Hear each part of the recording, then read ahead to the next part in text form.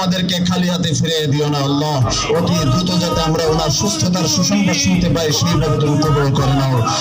যে দল মত নির্বিশেষে সবাই কৃষক শ্রমিক মেহনতি মানুষ সবাই আজকে বোবা পাথরে পরিণত হয়েছেন। সবাই চাচ্ছেন যে উনি সুস্থ হয়ে আমাদের মাঝে ফিরে আসুক। উনি ঐক্যের প্রতীক।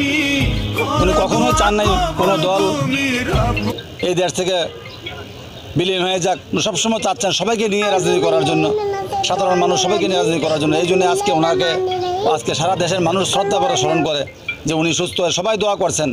প্রতিটা মানুষ আমি দেখেছি, বহু কট্টর বিএনপি বিরোধী বহু লোকও দেখেছি আমি, তারাও দুঃখ তারাও আল্লাহর কাছে প্রার্থনা করছেন যে উনি অন্ততপক্ষে আমাদের দেশে এই ক্রান্তির লগ্নে উনি ফিরে। আপনারা জানেন আমাদের ইসলাম ধর্মে আছে সৎকা দেওয়ার।